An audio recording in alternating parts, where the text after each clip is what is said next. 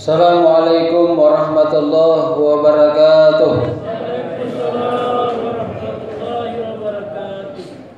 Alhamdulillah.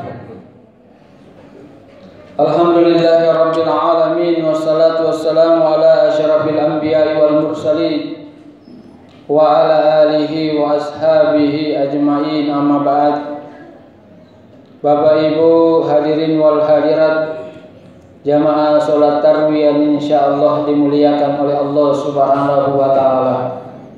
Alhamdulillah, puji syukur kita panjatkan kehadirat Allah Subhanahu wa taala. Oleh karena pada malam yang ke-10 di bulan suci Ramadan ini kita masih sempat hadir di masjid ini untuk menunaikan perintah-perintah Allah Subhanahu wa taala.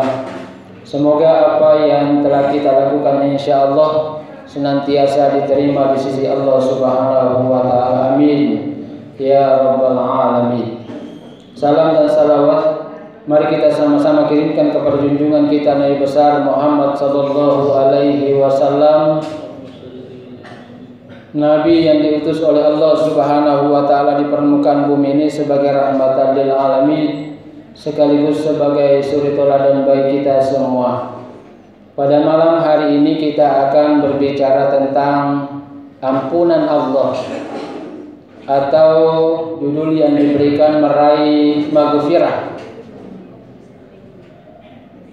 Ini judul gampang tapi pelaksanaannya berat.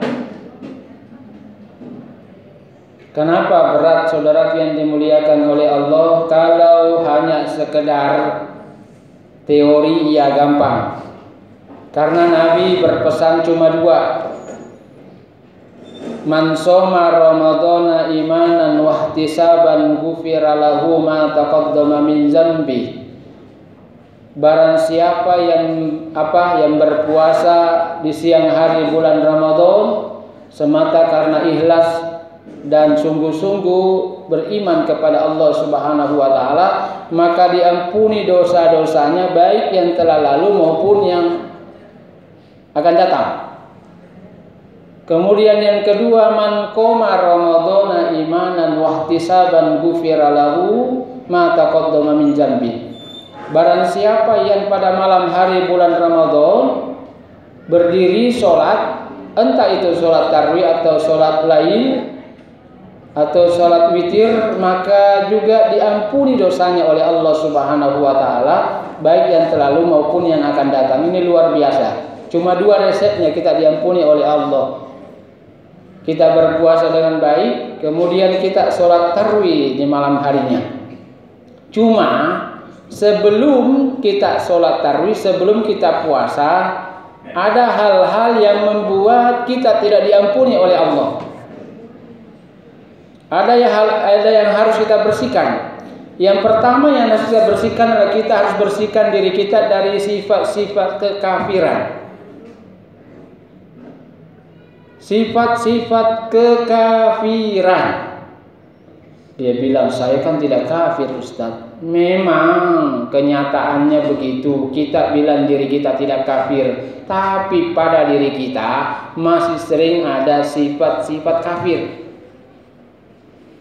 Contoh, mengadu domba orang itu termasuk sifat orang kafir.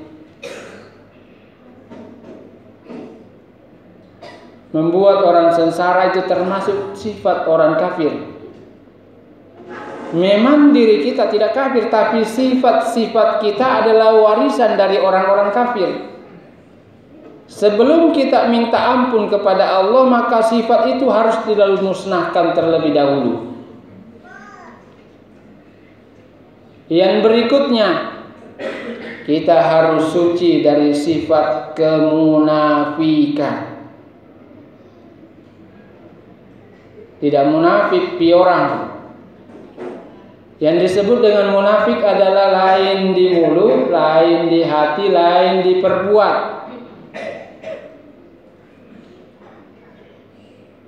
Bicaranya bagus tapi perbuatannya astagfirullah naudzubillah min dzalik.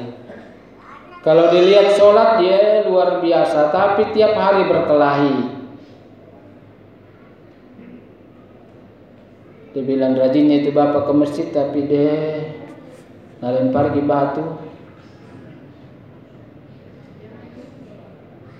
Itu namanya orang munafik. Ini harus dibersihkan dulu kalau kita mau meraih ampunannya Allah. Dia bilang susahnya pilih itu memang. Makanya kita disuruh bersungguh-sungguh. Dibuang itu sifat-sifat munafik. Sifatnya orang munafik itu kita sudah tahu. Kalau berbicara dia berbohong. Kalau berjanji diingkar. Kalau dipercaya dia hianat. 3 itu yang berada pada diri kita tidak dimaafkan oleh Allah. Walaupun kita datang tarwi, walaupun siang hari kita puasa, tapi 3 sifat itu masih ada pada diri kita, maka kita tidak memperoleh ampunannya Allah Subhanahu wa ta'ala. Maka dibersihkan dulu itu. Jangan suka bohong. Kalau dipercaya,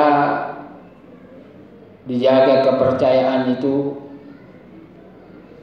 Kalau berjanji ditepati. Apalagi yang perlu dibersihkan, saudara yang dimuliakan oleh Allah, sifat kefasikan. Kalau kita mau mendapat ampunannya Allah Subhanahu wa ta'ala, kita harus bersih dari sifat kefasikan. Fasik itu adalah sifat yang biasanya ada pada diri kita tapi kita tidak tahu. Termasuk selalu mau menang sendiri, termasuk sifat fasik sebetulnya. Keluar dari ajaran Islam, padahal dirinya Islam, itu orang fasik itu.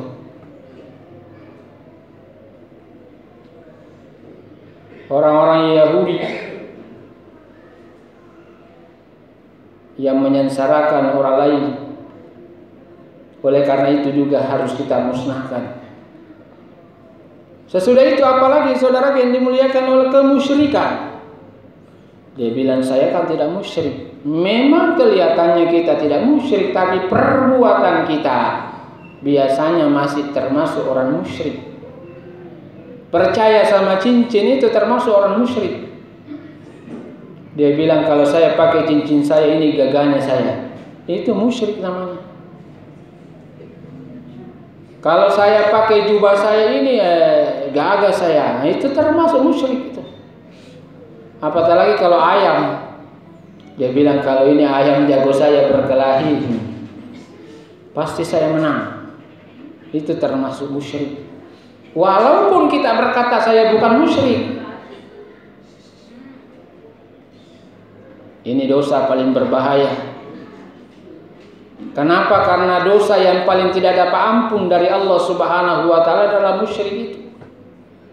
Makanya Luqmanul Hakim mengajarkan kepada anaknya, ya bunayya la tusyrik billah, inna syirka la zulmun azim.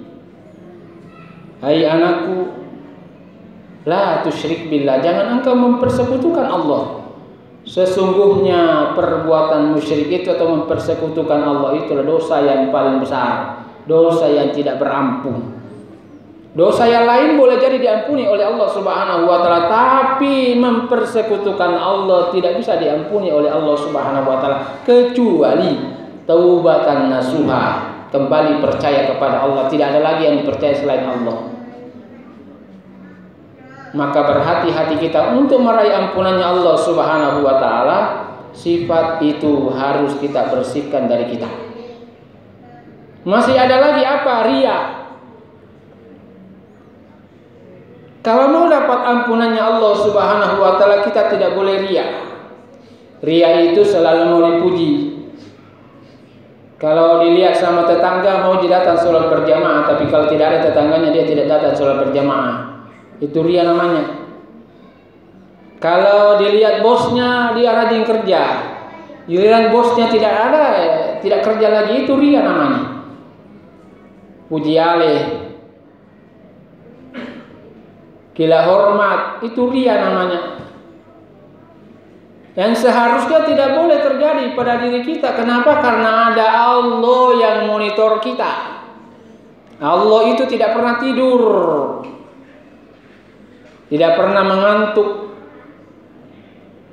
tidak pernah lengah sedikit pun. Dia senantiasa monitor kita. Apapun yang kita lakukan, ada Allah yang lihat kita. Walaupun tetangga kita tidak lihat, tapi ada Allah. Allah tidak pernah istirahat. Kenapa? Karena Dia Maha melihat, Dia Maha mengetahui, Dia Maha mendengar. Kemahakuasaan Allah itulah yang membuat kita tidak bisa jauh dari pantauan Allah. Allah memonitor kita. Oleh karena itu tidak usah kita berbuat riya. Mau ada yang lihat, tidak ada yang lihat, kita beribadah kepada Allah. Makanya ibadah puasa itu adalah untuk Allah. Bahkan Allah berfirman dalam hadis qudsi, as-saumu li, puasa itu untukku, wa ana azazibi, dan saya sendiri yang akan memberikan pahala. Tidak butuh dengan malaikat. Kenapa? Karena waktunya lama. Mulai dari terbitnya fajar sampai terbenam matahari. Yang namanya puasa tidak bisa dikarang-karang. Yang tahu hanya kita dengan Allah. Walau saya puasa, itu kita dengan Allah. Tetangga boleh jadi tidak tahu. Walaupun kita sudah minum 5 gelas, sebentar kita keluar, bilang itu kita tahu puasa itu dia. Padahal kita tidak puasa. Oleh karena itu dia adalah ibadah yang betul-betul membutuhkan kewaspadaan dan kehati-hatian. Maka janganlah kita berbuat riya. Ada yang lihat, tidak ada yang lihat, tapi ada Allah yang Maha melihat. Maka lakukan dengan tulus, dengan ikhlas ibadah kepada Allah Subhanahu wa taala. Mukhlisina lahuddin, semata ikhlas karena Allah Subhanahu wa taala. Apalagi saudaraku yang dimuliakan oleh Allah, sebelum kita mendapat ampunannya Allah Subhanahu wa taala masih ada lagi sifat iri, sifat dengki. Itu harus dibersihkan untuk mendapat ampunannya Allah Subhanahu wa taala. Jangan iri. Tidak ada gunanya kita iri. Ingat, rezeki tidak tertukar. Jangan sampai kita berkata, rezeki saya diambil. Tidak. Kalau dia sudah ambil berarti bukan rezeki kita. Maka kita tidak boleh iri kepadanya. Ada orang setengah mati, carikan dukun supaya pimpinannya jatuh, dia naik lagi. Tapi tidak bisa naik juga. Kenapa? Karena belum dikehendaki oleh Allah Subhanahu wa taala. Oleh karena itu saudaraku, jangan kita iri. Jangan dipelihara iri dalam dada kita, tidak ada gunanya. Semakin iri kita, semakin sakit kita. Coba maki kalau tidak percaya. Iri maki tetangga tak yang baru beli mobil baru. Hari ini dia beli mobil baru, dia bilang, bisanya itu beli mobil baru, nah suaminya begitu juga jabatannya. Minggu berikutnya beli lagi, tambah sakit. Coba kita kalau bilang alhamdulillah ada lagi mobil baru tetangga saya, kan lega perasaan. Besok kalau kita pengantin anak kita bisa pinjam. Tapi kalau kita iri dia, apa yang terjadi? Tidak mungkin kita pinjam, dia bilang. Jangan kasih pinjam itu ibu karena cerewet dulu. Astagfirullah wa na'udzubillah min dzalik. Maka jangan kita iri. Kenapa tidak boleh iri? Biasa saya sampaikan, iri, hasad, dengki itu dilarang oleh Allah karena wal hasadu yuzilud dainu. Hasad itu menggugurkan seluruh amal ibadah, termasuk seluruh amal-amal yang kita lakukan. Dianggap tidak beragama oleh Allah Subhanahu wa taala. Bagi orang yang punya sifat iri, hasad dan dengki, hapus seluruh amal ibadahnya. Walaupun tiap hari sholat, walaupun tiap hari bersedekah, Walaupun tiap hari barangkali bolak-balik dari tanah suci umroh, tapi kalau masih tumbuh subur yang namanya iri di dalam dadanya, di dalam dirinya, maka itu masih dianggap tidak beragama oleh Allah Subhanahu wa taala. Maka mari berhati-hati saudaraku, jangan kita iri, jangan dengki, jangan hasad kalau mau mendapat ampunannya Allah Subhanahu wa taala. Apatah lagi jangan suka marah. Dia bilang berat nih itu kalau kita mau mendapat ampunan, memang berat. Karena hanya orang yang takut kepada Allah yang mendapat ampunannya Allah. Kalau kita hanya main-main tidak akan diampuni oleh Allah. Karena Allah Maha tahu ini orang serius, ini tidak serius, ini hanya mau membuat saya senang sementara. Ini takut-takut. Kalau ada orang, kalau tidak ada orang dia tidak takut. Allah Maha tahu. Oleh karena itu mari jangan marah. Apatah lagi jangan suka cari kesalahan sesama. Ini juga biasa saya ulangi. Kalau mau dapat ampunannya Allah Subhanahu wa taala, jangan tambah beban kita. Jangan cari kesalahannya saudara-saudara kita. Cari kesalahan tak sendiri. Lebih banyak kesalahan tak daripada kesalahannya saudara kita. Kenapa? Karena kalau kita menunjuk, satu yang menunjuk orang, masih ada 3 yang menunjuk kita. Karena yang satunya tidak jelas. Masih lebih banyak dosa kita, salah kita. Ingat, kalau kita selalu cari kesalahan sesama, selalu mau buka aib saudara kita, maka tunggu aib kita dibuka oleh Allah. Saudara yang dimuliakan oleh Allah Subhanahu wa taala, kita semua ini punya aib, punya kesalahan, punya kekurangan. Cuma Allah sayang dengan kita. Kalau Allah tidak sayang dengan kita, barangkali kita tidak bisa jalan di jalan raya. Seandainya kelihatan itu belantah, dibilang oh itu paling pencuri, itu paling penipu, itu paling pembohong, itu paling korupsi tonji, maka kita tidak bisa jalan di jalan raya. Seandainya Allah tidak sayang dengan kita. Cuma karena Allah sayang dengan kita, maka aib kita masih ditutup oleh Allah. Masih ditutup. Maka Nabi bersabda, barang siapa yang menutup aib saudaranya di dunia, maka Allah Subhanahu wa taala akan menutup aibnya di akhirat. Maka jangan suka cari aibnya saudara kita. Jangan dibeberkan kemana-mana sehingga membuat orang lain sengsara. Maka berhati-hati saudara yang dimuliakan oleh Allah. Kalau mau meraih ampunannya Allah Subhanahu wa taala, maka bersihkan dulu sifat-sifat itu tadi. Tobat kita dengan taubatan nasuha. Tubu ilallahi taubatan nasuha. Bertobat kita sungguh-sungguh taubatan nasuha kepada Allah Subhanahu wa taala. Seluruh perbuatan dosa kita hentikan dan kita beralih kepada perbuatan-perbuatan yang diperintahkan oleh Allah Subhanahu wa taala. Barulah kita akan gampang meraih ampunannya Allah Subhanahu wa taala. Maka disitulah berfungsi hadis Nabi tadi. Man shoma ramadhana imanan wa ihtisaban ghufira lahu ma taqaddama min dzanbi. Kalau sudah bersih maki, lalu kita berpuasa di siang hari bulan suci Ramadan, maka Allah Subhanahu wa taala akan mengampuni dosa-dosa kita, baik yang telah lalu maupun yang akan datang. Maka kita menjadi orang yang mendapat ampunan Allah.